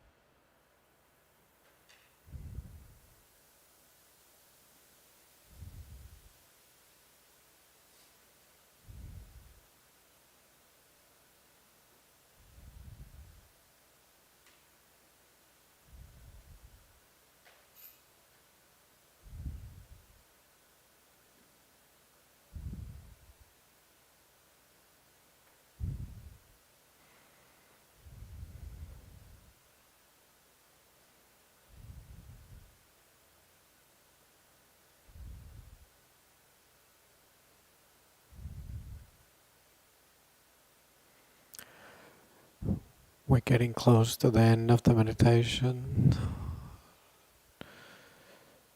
Even if you are sleeping, bring your attention one more time into the subtle form of the breath.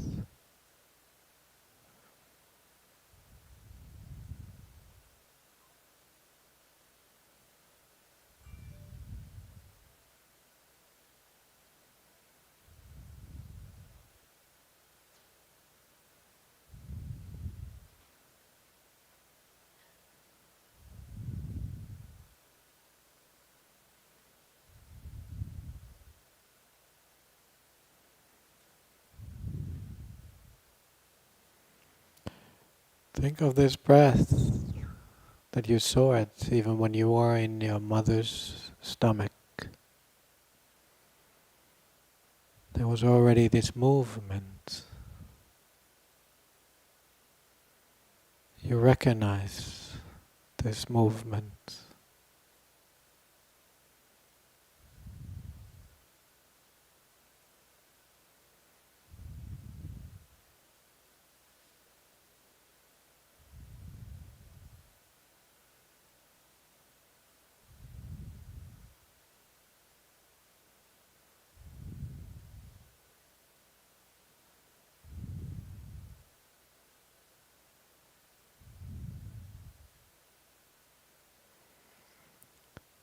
Think of your mother with kindness.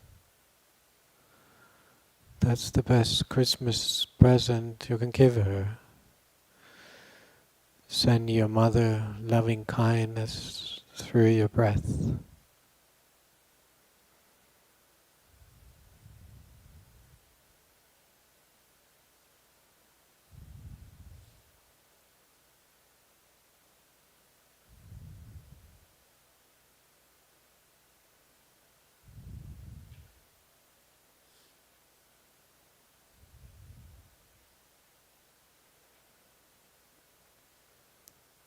Just breathe in and out three more times, and then you can come out of the meditation.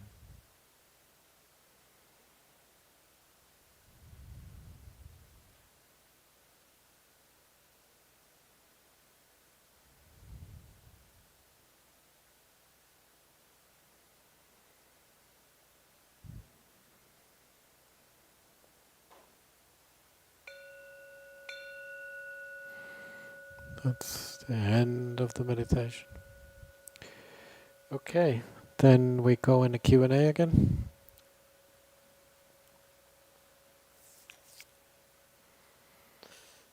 I have the tablet, but somehow I lost the questions. If you know, Peter, if you know how to get the questions back, or Leha, or yeah. Yes, question. Yeah, excuse me, Ajahn. Yeah. So we mentioned about Nama Rupa just now. Uh-huh. The way I understand it, the Rupa is more than just this gross body. Right. Namely, Thanks. when I pass away, when this body wastes away, right, decompose, right, I still maintain a Rupa through the astral, the mind-made body. Mind-made body, yes. Followed the stream of consciousness. Right? Yep.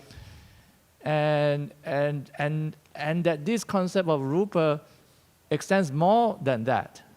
That even in the jhana realm, I think the color of the nimitta is still considered the Rupa. Is that right? No. That's where I want to ask, because it's still the Rupa Loka. You're mixing up concepts as far as I'm concerned, but look, you know, I could be wrong, but sure, I mean, sure, it is called Rupa Loka because we belong into this existence we live in. It has to have a, you know, body, even if it's mind-made body in a Rupa Loka, so to speak. It's like the body realm, if you use that. Sure, but even if you in jhanas, no, those are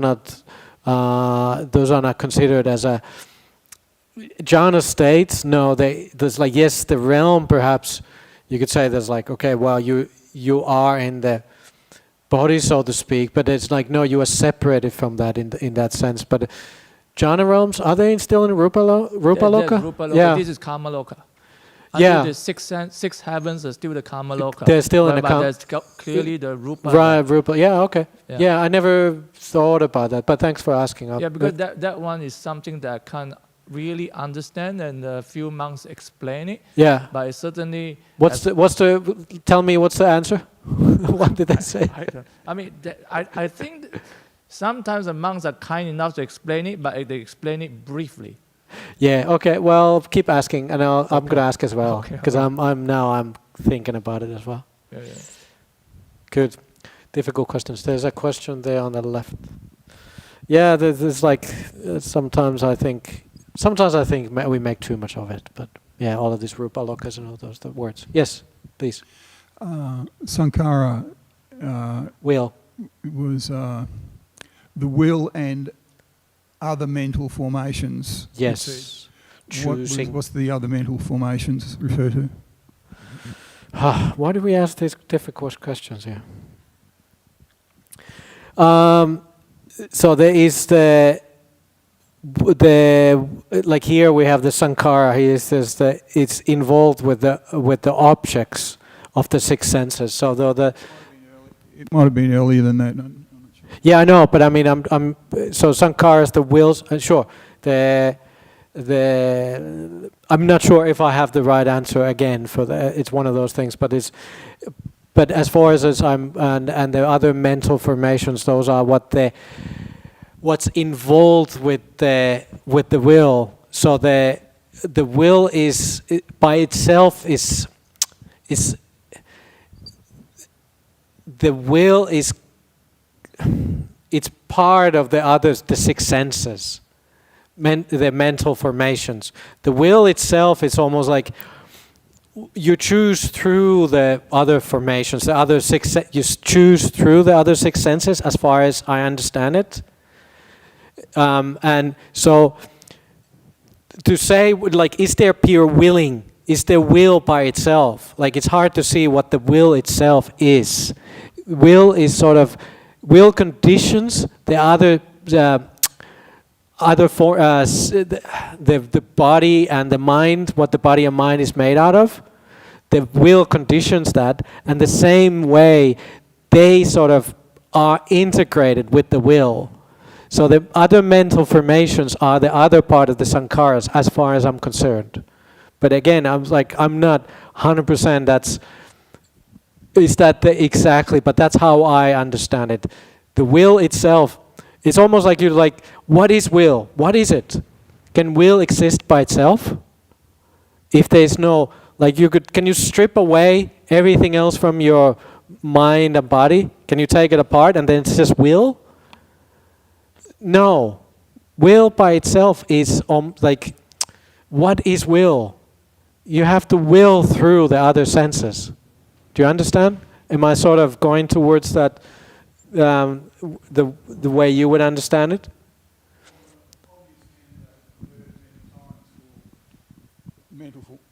Mental formations is simply thinking. Thoughts are mental formations. The other thoughts are mental those formations, are, yes, are they but not? will is, yeah, exactly. But the will is part of those. To tease something apart, like, like perception, for example, like how do you perceive? Is there clear seeing, clear perception? I don't mean just seeing through your eyes, but what is tasting? Is there like perfect tasting? Is there perfect seeing? Is there perfect, like you perceive something as beautiful? Is that clearly, perfectly seeing? Is there will, which is just will? Again, I mean, you don't know what will is, and the other, like, how do you tease it apart from even from your thinking mind, if you're thinking that way? That you choose somehow in your mind, just choosing, like a lot of these things to just to say itself. What itself is perception, the perceiving. We're just getting into such a deep concepts here. Like same with like free will. What is will? what is it by itself? It's nothing by itself almost, yet exist in that sense. But it's almost like technical, artificial categorization. You can only see what it is when it's disappeared. Until then, we're just sort of like talking about a bit of a difficult concepts. But what are these other mental formations? They are your mind and body, so to speak. Whatever makes your mind and body, those are the formations. I don't have a simile, unfortunately, to explain it any clearer than that, and I'm not sure I'm 100% sure. I mean, or correct, rather. But think about it. Will itself. Free will. Will. Just will. Is ill will. Ill will. Will. Is ill will. You choose to, yeah, you, I guess again, to, you know, if you to tease it angry. apart, if it's, Yeah. you choose to be, like, behave badly, you choose to say a bad word. Yes, it's a choice. Yeah. You can, the Buddha, the Ajahn Brahm says that no, we don't have free will, but we have free no. You know, you can restrain yourself. His way of saying that the only thing you can really choose is there that the bad word is coming out of, but you refrain yourself. That there is that free will. But again, for me, I think it's a cop out. I still see that that's conditioned. Yeah. Thank you. Yeah. Thank you.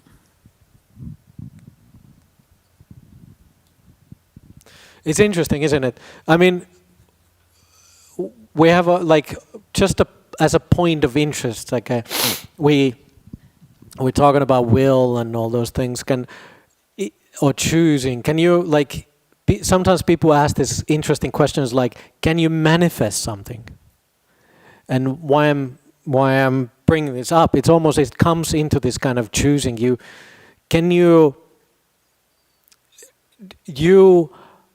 prefer the world to give you something, right? We always want to go towards happinesses.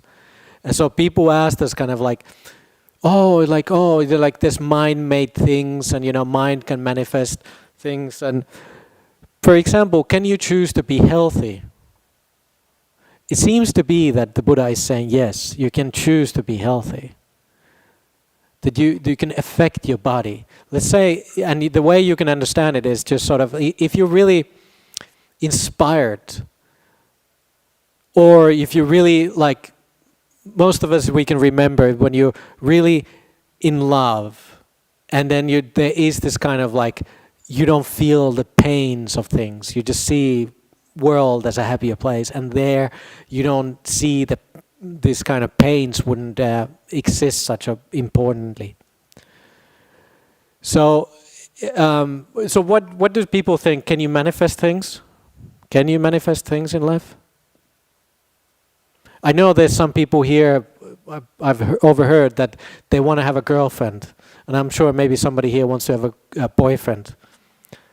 Can you manifest a boyfriend and a girlfriend? Well, be careful what you're manifesting. It's like we are always thinking in our minds that something is worthy of, you know, putting our effort into it. But what is a worth of manifesting is sort of like it's okay, you can think of it this way. Why are some people rich in this life and some people are poor? Why some people are fortunate, so to speak, and some people are unfortunate? Whether it's money, or some people have money and some people don't have money. It seems to be that we are choosing those things. It seems to be that some people have that conditioning from the past that they can accept wealth. That in some people, even though they think they want to be wealthy, even money-wise, and no matter how much they struggle, they just cannot hold it together. So it seems to be that, and again, is it really worth of your pursuit to pursue your whole life of pursuing money, for example? But the same goes with these kind of spiritual qualities. These are like something worth of pursuing, because this is what comes from life to life. You have to leave your boyfriend behind, or girlfriend, husband and wife behind when you get reborn. But the spiritual qualities remain. Wealth is the same, you cannot take it with you. But the wealth of spiritual qualities, what are spiritual qualities? Kindness, generosity, however you want to, frame it, acceptance, compassion. These are the ones which are worthy of pursuing, manifesting, so to speak, in your life. And those are what follows you from life to life. So keep that in mind. I mean, it's like, it's really important to have a boyfriend or girlfriend, sure.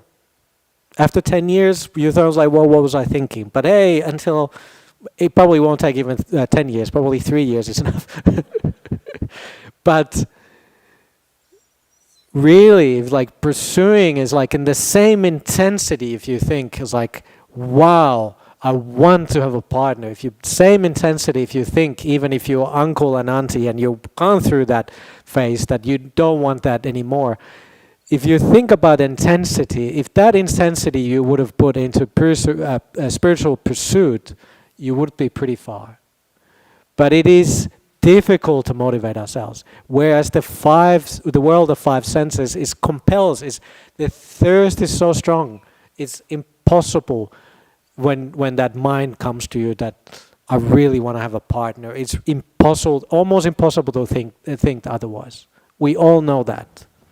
Imagine in the same way, if you have that same kind of thirst for, like, I want to be a compassionate person. I want to pursue this spiritual quality. I want to be generous. That's actually what the Buddha was saying, that it's what he sees as worthy of pursuit, something which is, he sees happiness. Other people are like, well, I don't know. Girlfriend on the other hand, yes, really worth putting a lot of effort into it. Is it? Yeah, just saying. Been there, done that. Lehar, no, you already have a husband, don't pursue. It's Christmas, Ajahn, so can you at least be a little bit more positive? Okay, bit more romantic, you mean? No, look, again, I mean, it doesn't mean with your partner, and it's the gift of life. You can still, it's like, as long as it benefits for you, both of you rather, that is like you are moving in the right direction. It's like we don't say that like, don't pursue partners, don't have somebody who's like you feel like you can have a life with, as long as it leads you in the right direction. As long as there's harmony in there, as long as it doesn't drag you down. The harmony is really a key thing in life. No matter what you do in life, as long as there's harmony, you should continue with that. As long as your spiritual qualities are increasing, the good qualities are going up, and the bad qualities are going down, well, then you're doing the right thing. So even if you with the partner and you're increasing, both of you increasing the good qualities, then you're doing the right thing. That's a good reason to have a good partner. And I'm sure, especially a lot of wives, they do a lot of good for husbands. I don't know husbands so much, but doing good for their wives. But yeah, sorry, Peter. Any other questions or comments about manifestation? One microphone here. Wait. Oh, there you are. Thank you. Actually, the question I wanted to ask isn't about manifesting.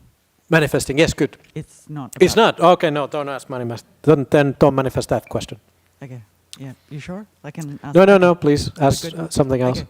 Yeah, so there's often reference to avoiding fools, abandoning like bad... Try to keep the microphone because it's really hard for me to hear. It works, but you just have to... Yeah, exactly like that. Perfect. Oh, okay. Yeah. Okay, there's a lot of references to the importance of having good friends, Yep. of abandoning bad friends. Mm-hmm. Unwholesome is a better word, almost. Okay. I'm just going. Yeah, sure. Yeah. However, we are all imperfect. We're all striving to cultivate virtues. How does somebody who's completely unenlightened really judge and evaluate whether relationships are good or bad? What I experience personally is, unfortunately, my mind tends to gravitate to extremes. And so after I read more suttas and listen to more Dharma talks, I get caught with a concept that I need to pull back, withdraw from anybody who's not practicing Dharma, and that I need to just surround myself, like be in a bubble with people who are practitioners, and pull back from people, including family members, like my father. Yeah. So I know another part of me goes, you're not on the right track. Now, my father is a good person. Yep. No, yeah. However, he's not going to be... Anyway, sorry, I just find it... I find it hard to, find where the middle way is. Yeah, okay, sure. So sometimes I think of this way, we give this like ideal thing for a family, for example. So family should be like it's in a pedestal. So like, they're a family member, therefore there is this ideal that I should, it should work out this way. Family should be, we should all have families which don't have arguments, we should agree with each other, there should be a love, but it's not ideal families don't exist. So sometimes we just have to see it as like, well, these are just people I'm living for a while, and we come together as karmic forces. We all conditioned. We have our conditioning from the past. We live together for a while, but we don't have to. It's like take away that kind of idealistic idea a little bit of like, even though it's like, oh, it's my father, therefore, just like, okay, they are just conditioned beings, being themselves. They're independent, so to speak. With and you, even though you are daughter. It's not like you are independent from your father, so to speak. So you can have this kind of a little bit of more like distance and away from this idealistic idea of father and a daughter, or that they're my father, therefore there should be this kind of respect towards everybody. Yes, we have to have respect and kindness and compassion towards everybody, but not that respect and kindness should be same for everybody. And with the with that kind of withdrawing or like spending more and more time with people who are drawn towards the same qualities, I think it's natural. I think it tends to happen that you come to Buddhist society and you spend more and more time people who are meditators, who are interested in Buddhist teachings. It's just or towards people who are kinder people. You go in people who are more refined, perhaps. You go towards people, you are gravitating more towards people who have more compassion and generosity. It just tends to happen because you become more refined person yourself. I used to listen punk music or heavy metal, and then I go more towards pop music, and then you go towards more classical music, and then eventually you're just sort of like, well, I'm not really interested in music. You go towards more and more refined states. You go, quietness is more, you're more at ease with quietness. But okay, so Yeah, I understand what you're saying. At the same time, I can see that certain people in my world, they do have some virtues and beautiful qualities. They also have aspects of them that are, unskillful, etc. I guess I'm just saying I find it really hard to hold how to keep an open mind and open heart with people without getting into being like judgmental, that, if it doesn't align with, if they're not practicing the 5 precepts, then they're not a good person, or... Yeah. Look, just understand, again, there's different ways. Just look at them as conditioned beings. That's their conditioning. You don't try to change the world. You don't try to change the world, you change yourself. World is what it is. Even then you're the kindest person, you keep your precepts, you can't expect the world to be like that. But the only thing is like you yourself, you protect yourself and your own kindness, and you can love even the difficult beings, but you can love them from distance. So these questions are like they come over and over again from all the practitioners. So you're not alone, and as long as you, we just have to live with each other, even with us like our families, and they are not perfect, or there is this kind of. We just have to accept it, and it is just it is what the world can give us. Even the fully enlightened ones in the suttas, they struggle with their families. The families were always trying to. There's so many stories in the suttas where the families were trying to make them disrobe. Please come back to our, live with us and have babies.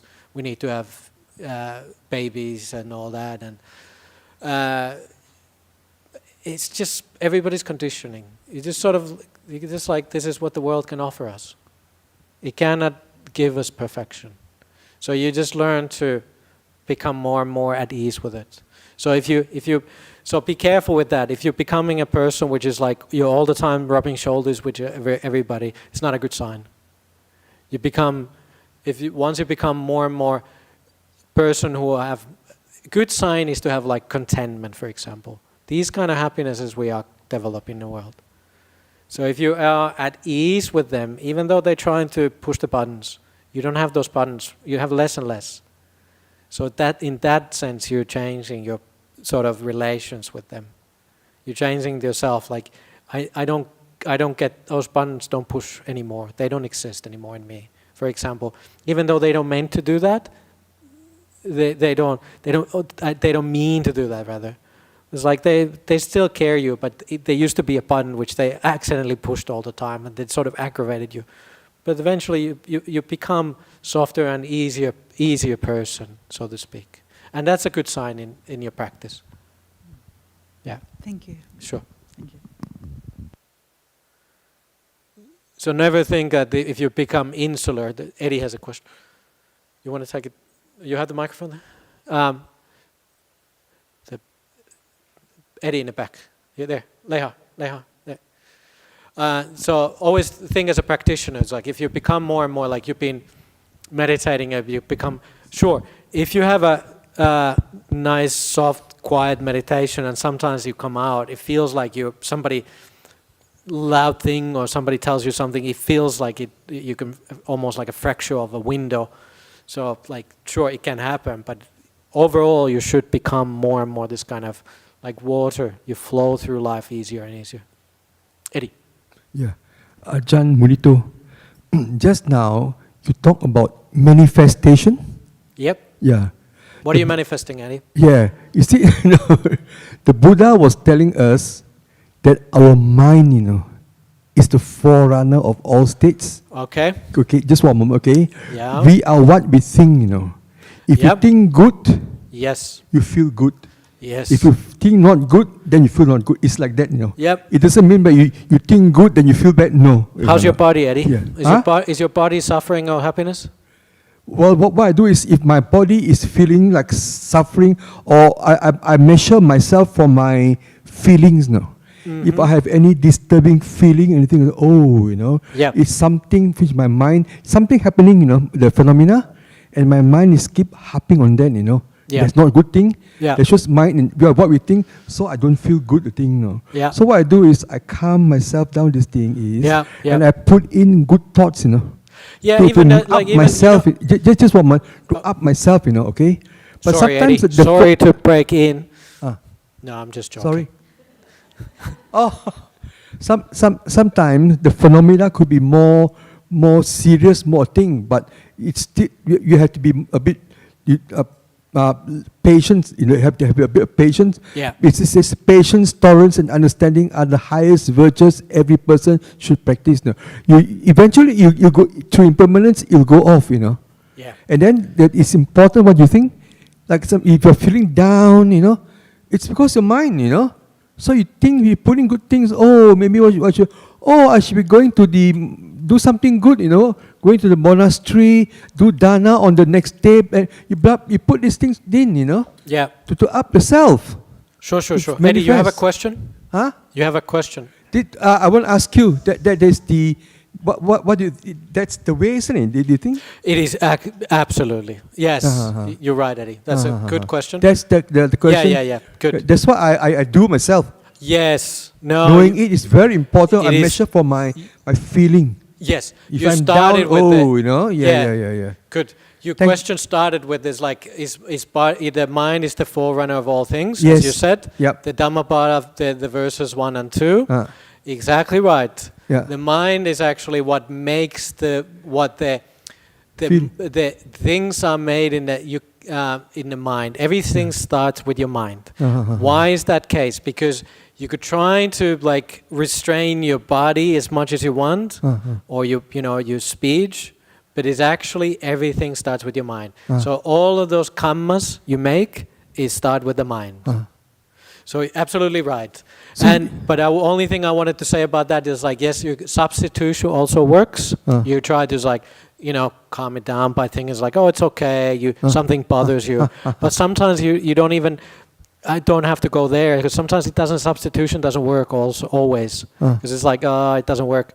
Sometimes you just try to have a very neutral thing, just something you're thinking in your mind too much, it's bothering you too much. Just look at yourself walking. Just pay attention to your feet, and it's just all of a sudden you just realize I've been so much in my head. I've been thinking about this problem too much, and it's not really the substitution even, but sometimes substitution works as well. Thank you, Eddie. Thank you very much. Thank you. Sorry, I'm taunting you a little bit. I'm just joking, Eddie, but we're friends. Yeah. No, it's good. It's good to discuss things, and it's one of the ways to understand things. And right. Again, I only have less than 10 minutes to teach. Okay, good. Doesn't matter. Anatta doctrine. I like that. Okay, so there is a bit of we're going to skip over a little bit of. You can see that what the Buddha says. For example, okay, sure. I read this and I talk about this a little. So we're talking about perceptions, consciousness,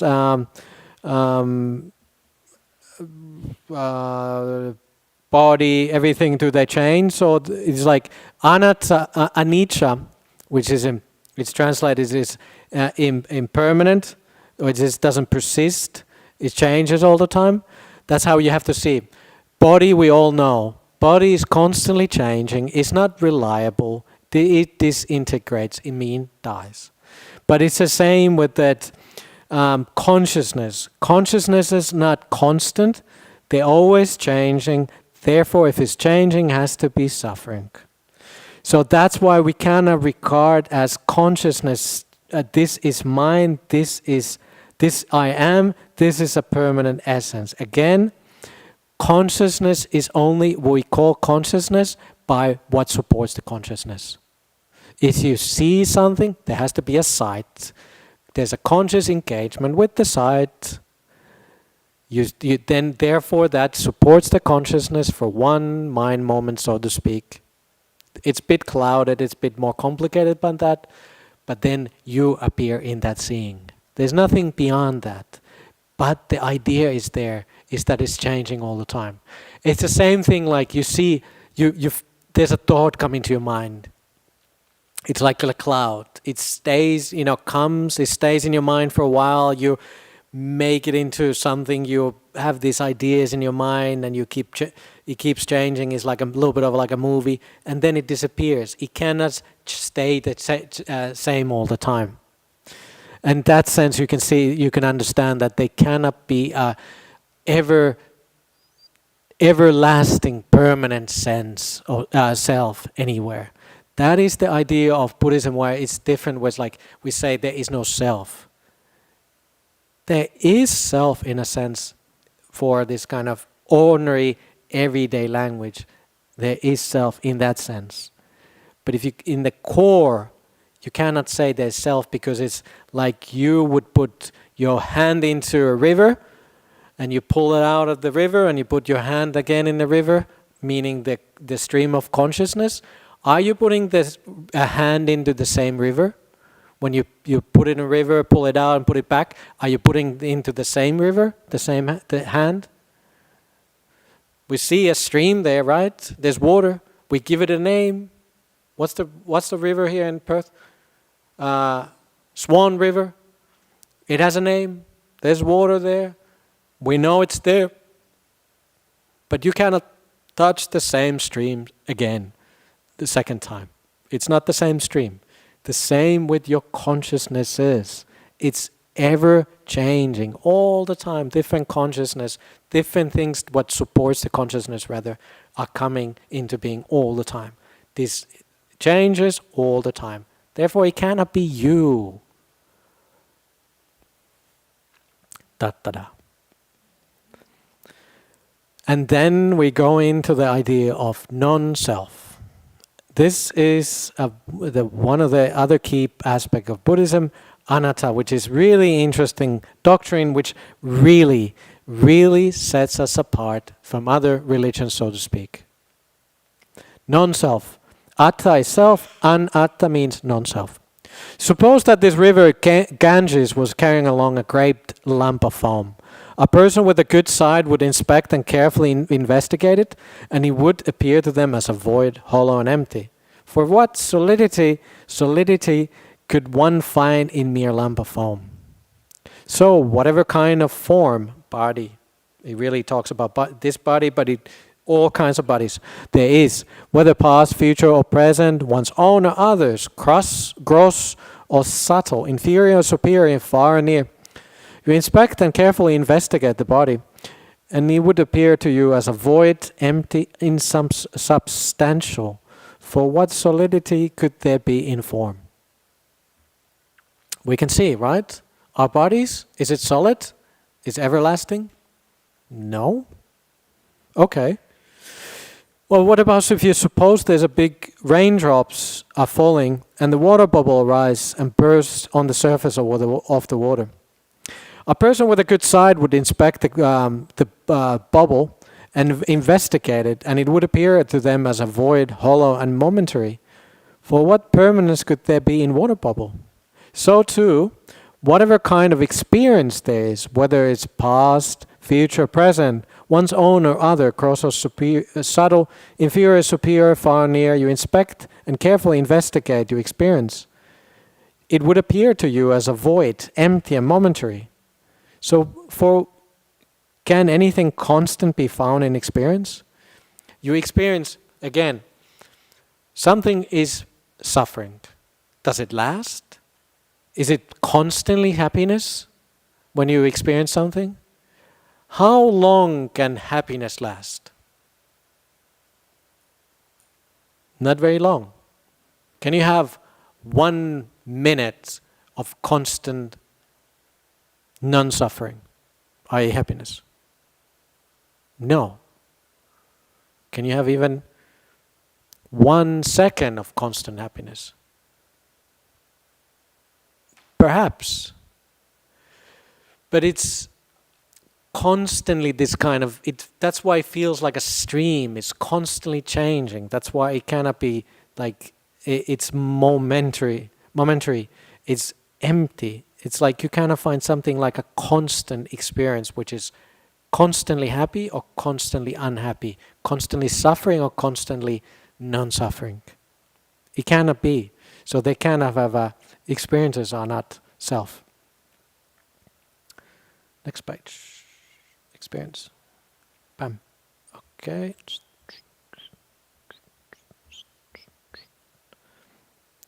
Suppose in the last month of a hot season around noon, a shimmering mirage would appear. A person with a good side would inspect and carefully investigate the mirage, and he would appear to them as a void, hollow, and illusory. For what reality could there be in mirage? So too, whatever kind of perception there is, whether it's past, future, subtle, inferior, far, near, it's not yours, you carefully investigate it, and it would appear to you as a void, empty, and illusory. For what reality there could be in perception? Again, it's sort of like you perceive something, and it was like I said, is there perception which is pure perception? Can there be perception by itself? Perception is conditioned. There is no like perception which is never changing. That's why the idea of heaven, for example, is in a Buddhist way, it goes in an experience the same way. Like it's like you cannot have heaven which is constantly blissful, happy. It cannot exist that way. The same with that you would perceive it as it goes with the perception the same way. You would perceive it as beautiful all the time. If something is not changing, it cannot be, that kind of thing doesn't exist.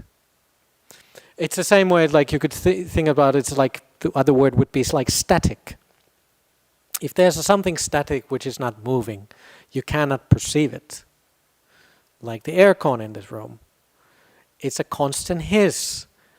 You pay attention, because I said it, you pay attention to hiss. But because it's not changing, it's static. It disappears. You can only pay attention to that for 4 or 5 seconds. And then you start thinking about the hiss. You start making other, you see something, you hear something. You cannot have a constant perception of something. So the same way, it's like anything in life, or whether it's heaven or hell, it's like this kind of perception is, they are illusory. They are ever-changing. Suppose a person needing a hardwood would take a chainsaw and enter a forest. There they would see a trunk of large banana tree, straight, fresh, without a fruit but core. They would cut it down at the root, cut off the crown, and unroll the coil. As they unrolled the coil, they would not find even a soft wood, let alone a hardwood. A person with a good side would inspect and carefully investigate the wood, and it would appear to them as a void, hollow, and without a base. For what basis could there be in a trunk of banana tree? So too, whatever kind of will there is, whether it's past, future, all those things. And as you investigate the will, it appears to you as a void, empty and hollow. For what underlying basis could there be in the will? And that is the interesting thing about the will as well. It's just sort of like, what base is there for the will? If you start peeling down, we looked in from different angles of the will, how it's conditioned, how it changes. How can you see that there would be some kind of what is the will itself? What is it? You start peeling the will, the idea of will. You see something, but you choose to see it? Can you choose not to see something? Can you choose to see it as ugly, even though it used to appear to you as beautiful? Only if it appears ugly to you, can you choose to see it as beautiful? It's ever changing. It's conditioned. What basis there is for the will? There's an interesting thing. Is like going with this the same simile as a banana tree, the trunk. As is, because if you're seeing the banana trees, it's just leaves bind together. But it's Bhante Gunaratana from United States had the idea for the self in that sense, the same way. He said self is like onion. It's like you peel an onion, you start taking the layers apart, you start peeling, you peel and peel and peel, and while you peel the onion, it goes on, and there's no eye in the middle. Yes, there is no eye in the middle. And while you peel the onion, it makes you cry. And it's the same like with the self, where you keep peeling and peeling. You take the layers of the onion eye. It's like, where is it? Where is it? Like, this is why I'm like, no, keep peeling. Maybe I find it in a middle down somewhere. No, it's going to be empty and hollow in the middle. There is no underlying basis there for the self. Last simile. Suppose that a magician would perform a trick at the crossroads. A person with a good eyesight would inspect the tricks and ponder it, carefully investigate it, and it would appear to them as a void, hollow, and deceptive. For what truth could there be in the magical illusion? So too, whatever kind of consciousnesses, in plural, they are, whether they are past, future, all those things, you would inspect the consciousness and carefully investigate them. They would appear to you as a void, empty, and deceptive. For what authenticity could there be in consciousnesses? One who seeks pleasure in a form seeks only irritation. One who seeks irritation, I say, is not freed from suffering. One who seeks gratification experiences seeks only disappointment. One who seeks disappointment, I say, only is not freed from suffering. Bum, bum, bum, bum. One who seeks reality in perception seeks only illusion. One who seeks for illusion, I say, is not free from suffering. One who seeks contentment in the will seeks only frustration. One who seeks frustration, I say, is not freed from suffering. One who seeks eternity in consciousness seeks only the affliction of more rebirth.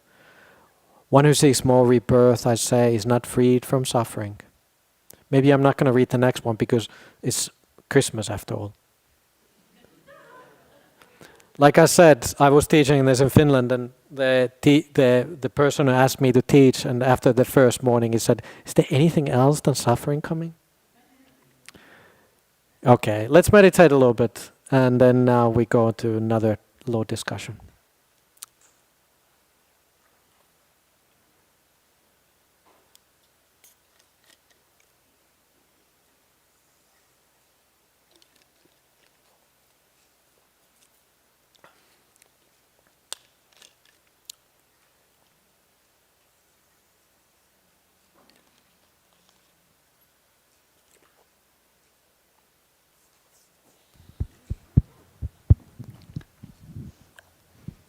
Ajahn, at 3 o'clock we start the Christmas program with the metta meditation. Okay. Oh, yeah? Okay. Well, let's not take a break then.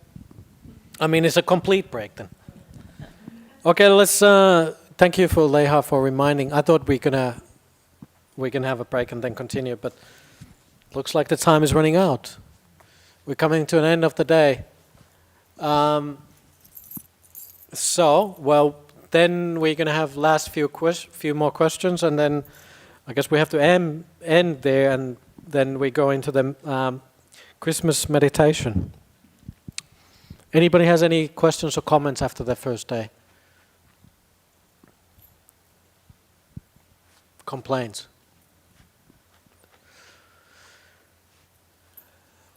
We can take a little bit longer than break. We have 15-20 minutes, and then we go to the meditation. Anything about the first day? Nothing online, which is good. Otherwise I keep talking and talking. One more. Okay, let's take it quick.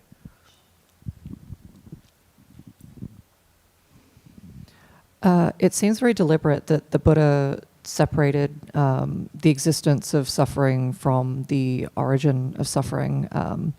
And while he does talk about the extinguishment of suffering, is there anything to be said about what precedes it? What precedes the extinguishment is... What precedes suffering itself? Like, what precedes the suffering itself? Yeah.